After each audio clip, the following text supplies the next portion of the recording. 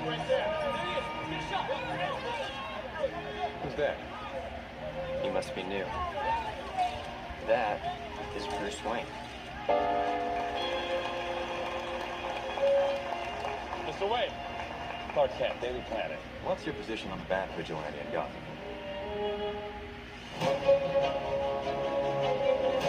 Civil liberties are being trampled on in your city. People living in fear. He thinks he's above the law. The Daily Planet criticizing those who think they're above the law is a little hypocritical. What'd you say? Considering every time your hero says a cat out of a tree, you read a puff-piece editorial about an alien. I could burn the whole place down. Most of the world doesn't share your opinion, Mr. Wayne. Maybe it's the Gotham City in me. We just have a bad history with freaks dressed like clowns. Boys, Bruce Wayne meets Clark Kent. I love it. I love bringing people together. How are we? Lex. Hi, hello, Lex. It is a pleasure. Ow, wow, that is a good grip. You should not pick a fight with this person. That should have been the red flag that we were in for a disastrous movie here. But welcome to Time About the Movies, everybody. You're probably wondering, why am I wearing the same shirt as yesterday? Well, I'm recording this on the same day. Why? I don't know. I just wanted to go ahead and, I don't know, I just got the urge to want to do this one today because it's March 25th, 2016, and that means we get to talk about one of the most anticipated movies of the time period, Batman v Superman: Dawn of Justice, a movie that everyone was hyping up to be the next big blockbuster. You know, there was all those memes out there that were saying, oh, you thought Star Wars The Force Awakens had a gigantic opening weekend? Well, wait until you see what Batman v Superman: Dawn of Justice does, and we'll see how you feel about it. And yeah, it made about less than $100 million less than what Star Wars The Force Awakens did. So, oops. And by the way, this movie didn't get the best reviews either, and once we go through this, you're gonna see why. So, oh boy, let's get ready to delve into this one here. Batman v Superman: Dawn of Justice.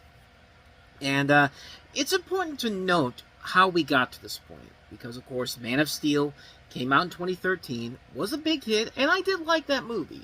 I didn't like Henry Cavill as Superman, nor his... I'll say that, I didn't hate his performance, I just didn't think it was as good as it could have been, and my biggest problem with it was simply the fact that Zack Snyder, the director of this, clearly did not want to make a Superman movie. He wanted to make Superman like Batman, and you can't really do that with two different people, with two different styles of superheroes here.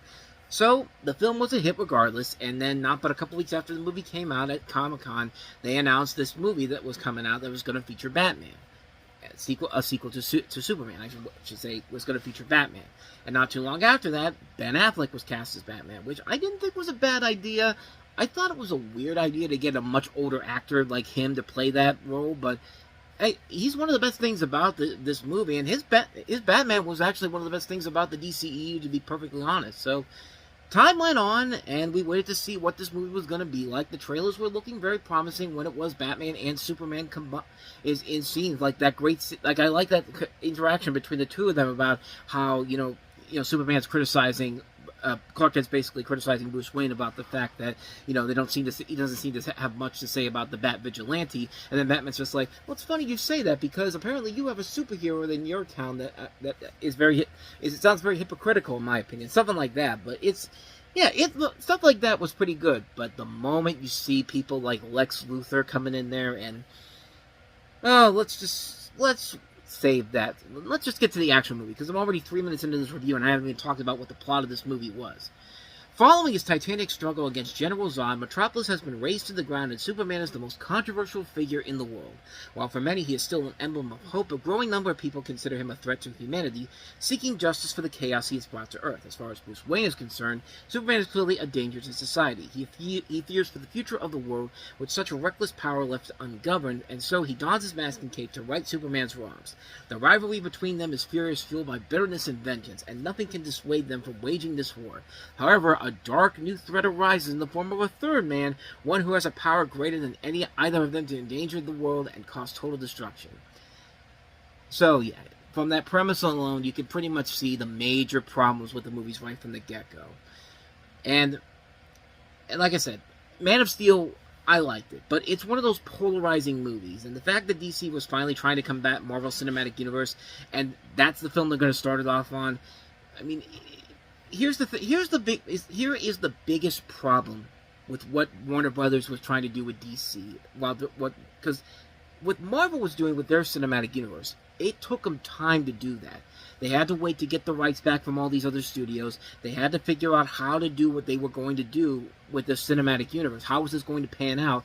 And lo and behold, they did. Not only did they do it, but they did it very well for at least the 12 years between the first Iron Man movie and then all the way up to Spider-Man Far From Home. But they took their time with it. They took their time. They waited to see what was going to be successful, what was not going to work, and they decided to just go from there. The problem with Warner Brothers doing this is that they basically looked at that and said, you guys took your time on that. Shenanigans. We can go ahead and make our own cinematic universe, but we're going to do it in half the time it took you to make your movie. And we'll show you that quality is not as good as quality is. Quantity is. Sorry about that. I had something in my throat for a second. But what I was trying to say is that we're going to show you, Disney. We're going to show you that quality is much better than quantity is much better than quality. Yeah, you can keep doing what you're going to do because your stick is going to fade out so easily. But we're going to come in and we're going to dismantle the ever-loving shit out of you. And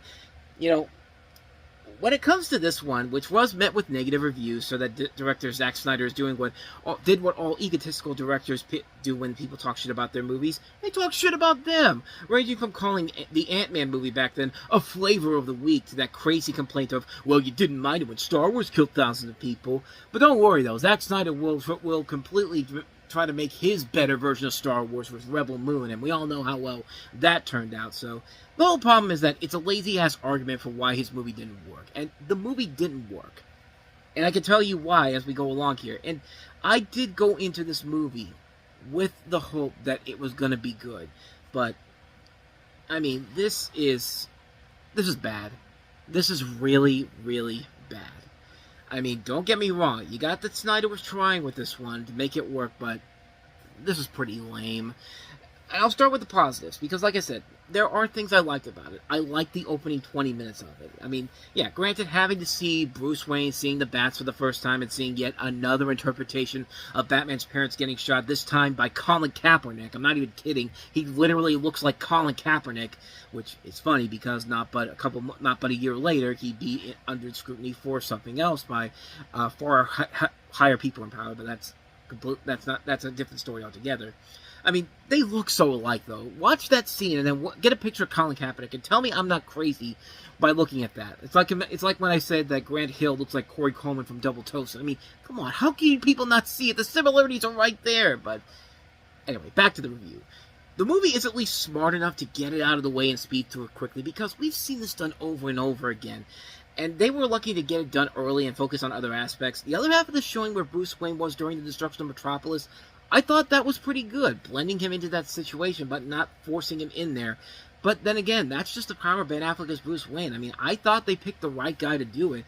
I get why people were bitching and moaning the first time when Affleck was cast, because, yeah, those same people also forgot that, Michael Keaton in the 89 Batman movie, Heath Ledger in The Dark Knight were also met with mixed receptions. Even Robert Pattinson, when he became Batman, people were just like, really? The Twilight dude's gonna be Batman?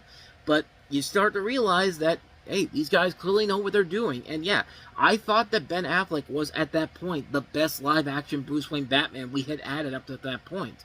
I mean, he just finds that right blending to capture both billionaire playboy Bruce Wayne and Detective Batman all into one, right down to the voice for Batman. I mean, Michael Keaton was great at Batman. Christian Bale was great as Bruce Wayne. Both were kind of iffy on their alter egos, but it's Affleck who really nails that role down nicely. And, it would have been cool to see what he would have done had he got a chance to make that solo movie that he was going to star in, write, and direct. But, of course, that never happened because the DCEU kind of shrunk in on itself as we got further down the road. But even somebody like Gal Gadot, who was, as Wonder Woman, who, she was another character a lot of people didn't think was rightfully casted for the role, but she made it work. As both Diana Prince and Wonder Woman, she managed to work that performance to her advantage, and she had some good chemistry with Bruce Wayne. And, of course, she would follow it up with easily the best movie in the DCEU with Wonder Woman.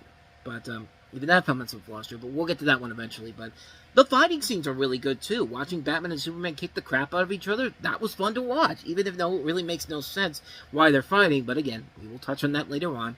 I'll even give the Justice League cameos some credit because they do feel rushed in for no reason whatsoever, taking up a minute of time that really could have been hold off for the main story. Hell, could have been the end credit stinger, but no, they throw it in right before the final climax. Like, you get glimpses of Ezra Miller's Flash, you get to see Jason Momoa's Aquaman and Ray Fisher's Cyborg, but I felt like that's something they should have saved for the end credits, but those are the stuff I really did like. Now let's go ahead and get to the stuff that made me say that this is the worst movie of 2016.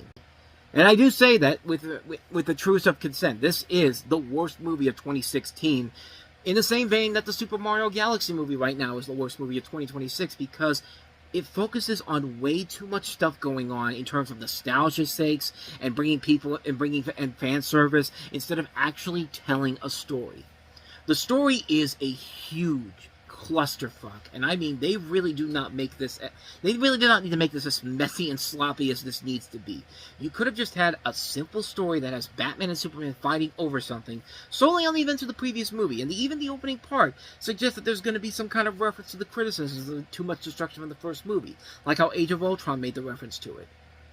But then by the final action sequence, they just completely skip over and it ended up causing even more destruction and death than Man of Steel did. But that's okay, because the movie has to keep making references about how every area they're going to is uninhabited and everyone has gone home for the day. And no, just because you say that doesn't mean you're off the damn hook.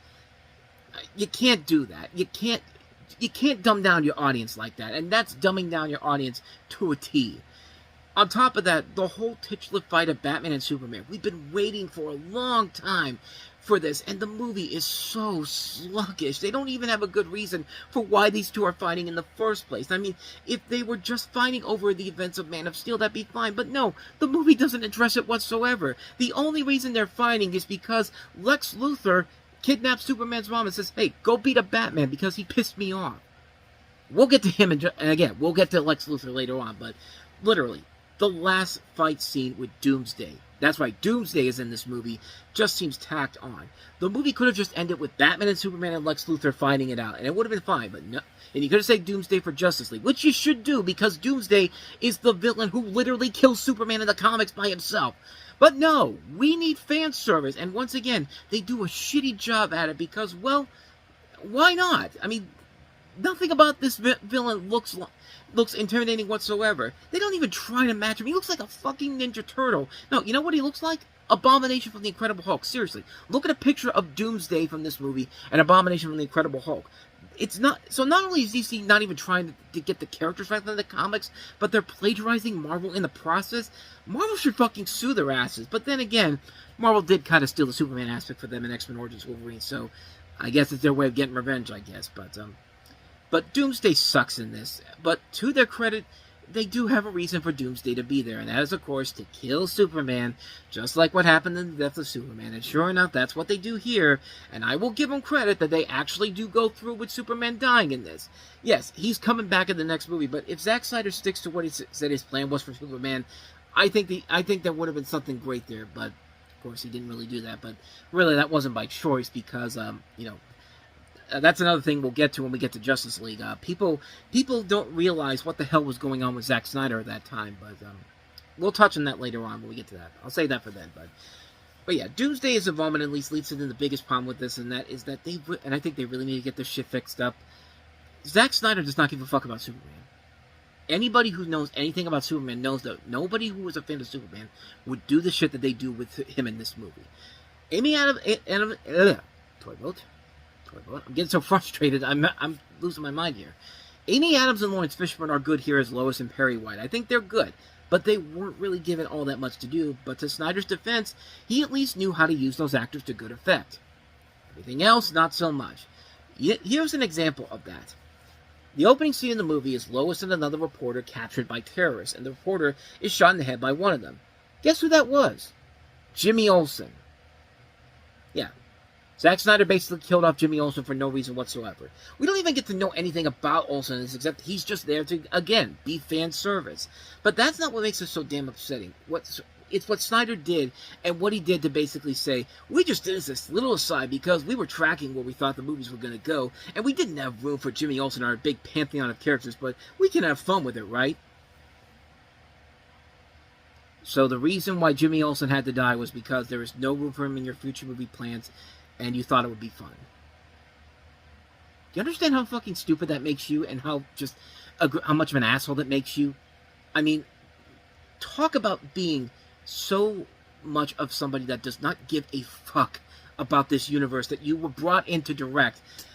It's just proof that this guy just does not care. Anybody who knows the character in the mythos of Superman knows that Jimmy Olsen is not a stupid side character. He plays just as important of a role as a side character than somebody like Lois Lane does. Hell, if it wasn't for him in the last Superman movie by James Gunn, who knows what would have happened to Superman? And they made Jimmy Olsen cool in that movie. He made him a nerd, but he still got the hot chicks. I mean, even his spin-off comic book series by Jack Kirby. Like, how does somebody fuck up on this so badly? You didn't have to make Jimmy Olsen the main character, but you didn't deserve to give him the fate that you gave him in this movie. And if that wasn't bad enough, this was just the point where I just had to say, Henry Cavill fucking sucks as Superman. He is just not Superman at all. He's a sucky actor too. The dude had no charisma. He barely had any emotions whatsoever, and his acting is about as wooden as Plank from Ed, Edd n Eddy. Like, Plank has more emotion than Henry Cavill does in these early movies that he was in.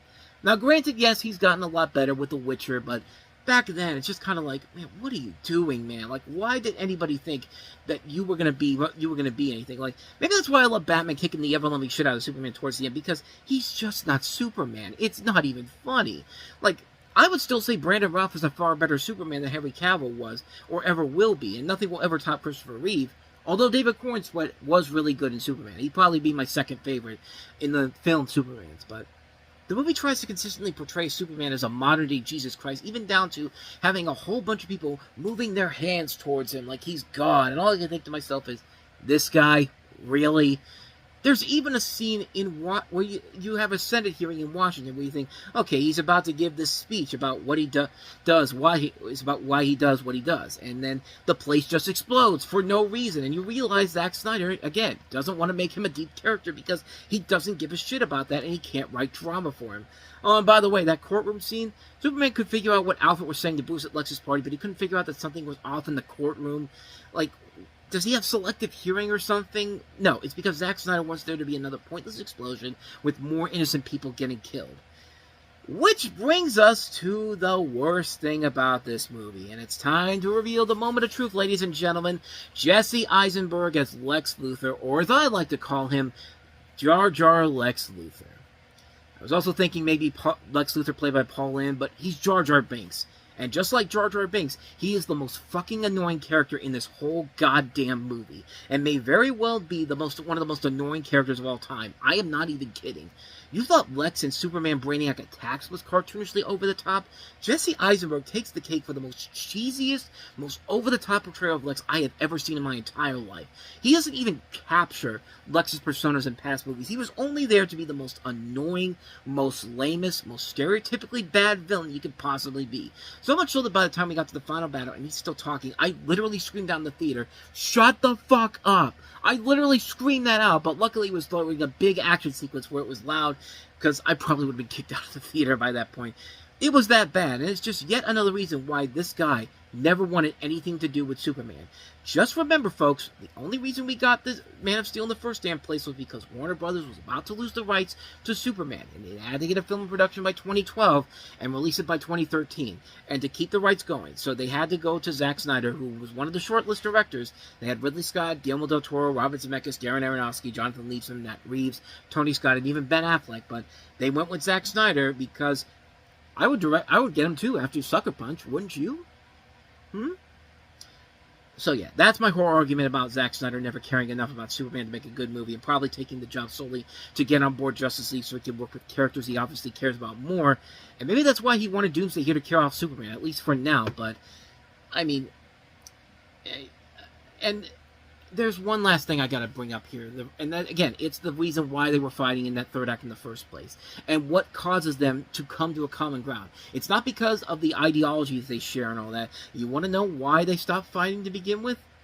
Because as Batman is about to kill Superman, Superman basically says, "Save Martha." And Batman's just like, "Why'd you say that name?" And he says this so many times, it takes Lois Lane to come in and literally say, "Martha is his mother." Argument's over.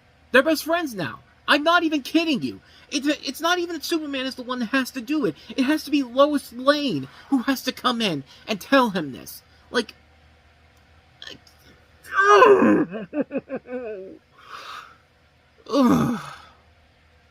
This might be the longest review I've ever done on here, but we're coming up on 20 minutes of me talking about this movie. That's how much I hate this movie. That's how much I hate this film so much. Like, I mean, and you're going to get those people who are still going to defend it even after all these years, but I don't care, man. This is a terrible movie.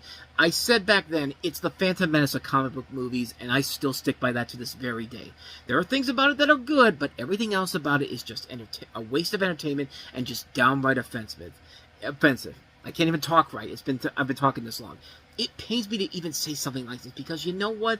I've been waiting for this movie my entire life. You saw the video I did back when I showed you some of my old videos I did in high school. I did a video with these Batman and Superman action figures and made a little movie out of it. That's how much I wanted to see this. This was back when Wolfgang Peterson was going to do a Batman Superman movie, but that never got made.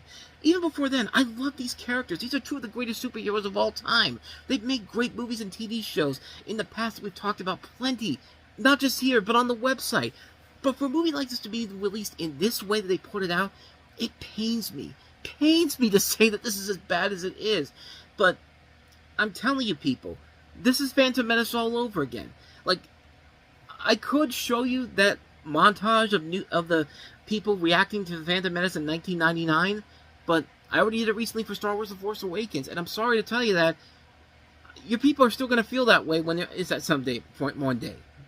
Maybe not now, maybe not back then, but yeah, it's the same situation here. It's the same situation that,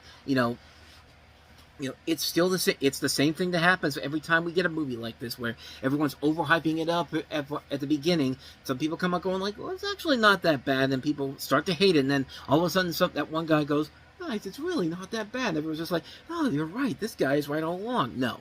He's not right all along. Phantom Menace is still terrible. So is Batman v Superman. But what about the extended cut? Because I did watch the extended cut later on, and I will say, it's slightly better. It's not great, but it's better than what they had. But that's basically saying Donald Trump's going a week without doing something that's destroying the world. I mean, it doesn't really matter. The movie still sucks. It's still this generation's Phantom Menace, and you'd really be better off not even bothering with this. It's a terrible movie. It's a terrible movie. There are things about it that I do like, but I'm sorry. I still have the same reactions I did when I watched this 10 years ago. It's a bad movie. Too much is going on. The story makes no sense. They're focusing more on nostalgia and fan service, and not in a good way. It's made by somebody who clearly does not give a shit about this universe of characters and wants to direct a movie with the other characters that he makes more interesting. It shows in this movie. Have I made the point? Have I made the point that I hate Batman v Superman: Dawn of Justice? Have I made the point that it's the worst movie of 2016? Have I made it the point that it's one of the worst comic book movies ever made? One of the worst movies I've ever seen? Have you got that point yet? 23 minutes of me talking about this isn't enough for you, but anyway. I need a palate cleanser. So let's see if our next movie will do just that. Was always in my business. Keep your eyeballs open for a nice Greek boy, so one day you can make babies. They follow me everywhere. I need some air. Your mom felt the same way about being Greek. Florida, Texas, New York. These are the colleges I'm applying to. Why do you want to leave me? This franchise is the only thing that's making me money in this world. Nobody wanted to go see My Life in Ruins or Connie and Carla. This is all I have left. No, really, this is all Nia Vardalos has left. So, what do? Make a sequel nobody was asking for. Behold another thing that I really don't like about movies nowadays. Comedy sequels coming way past the point where people were asking for this. My Big Fat Greek Wedding 2. Somebody wanted to do this, and that somebody was Nia Vardalos, because, like I said, she literally has nothing left except this. The only thing that made her money in her entire career. Still working in her parents' Greek restaurant, Tula Portokalos' daughter Paris is growing up. She's getting ready to graduate high school, and Tula and Ian are experiencing marital issues. When Tula's parents find out they were never officially married, another wedding is in the works. Could this Big Fat Greek event be helping the family together? No, it isn't, because you literally are retconning the previous movie so you can make another movie and try to get as much money as you can. And guess what? People weren't stupid enough to buy into this. Really, this movie didn't make even a third of what the original movie did. Yeah, it made its money back, but then again, the original movie wasn't an expensive movie either. But I don't know, man. I did not like this. I did not like this movie. I thought it was terrible. I thought it was just nothing but a here we go again sequel. Just basically just tell them, oh, you were never married, so it gives us a chance to redo the same thing we did in the last movie again. No, that's not an excuse. That's not an excuse to make another movie. If you can't figure out to do anything to do with a sequel after 14 years, maybe it's time to realize that maybe your career's over, Nia. I mean, like I said, you've tried to do other things outside of this, and it just has not worked. And instead of going back to what worked the first time around, way past the point where it's too little too late, why don't you just accept the fact that, hey, you were a one-trick pony, and just go ahead and do something else. I mean, and go ahead and just move on with your life. I mean, there's nothing wrong with leaving something when you have nothing else to share with this in general. And I'm sorry, there was no reason to make a sequel to this, nor a third film, which she directed later on down the road, which, guess what, was also terrible as well. So, what's the point of even doing this? Like, I don't get it. I don't get it at all. Nothing about this movie worked. Yeah, the acting is fine, I guess, but other than that, though, there's literally nothing in here that was done that you could have done in just the first movie. There's no reason for this to get made. There's literally nothing in here that warrants a sequel. Nothing at all. I can't tell. I'm sorry, and I know I just went off on Batman v Superman for a long time. I'm going to be short on this, but really, there's literally no reason for this to get made at all. There's literally no reason to have everybody come back together except to help Nia Vardalos pay off her debts that she probably has. Because, okay, I'm making it seem like I hate Nia Vardalos. I don't hate her, but I'm sorry. To go back to doing the one thing that made you money, any kind of big money in your life, without nothing to do to make you want to come back, give you. This whole episode, I've just been having trouble with my words. Hold on a second. Wooza. Okay. I think I can get through this now. I'm almost about to have an aneurysm if I kept going, but bottom line, if you don't have a reason to make a sequel, just don't make a sequel. The first movie ended on a good enough note. There's no reason to keep doing the same movie over and over again. There's no reason to keep taking the Hangover route and just make another movie because, oh, the first movie was a big success, so clearly the second one will be even more successful. It doesn't work that way. It just does not work that way. And like I said, I don't hate anybody involved in this movie. If anything, the casting overall here is the thing that does make this somewhat enjoyable, because you do like seeing these characters coming back together again.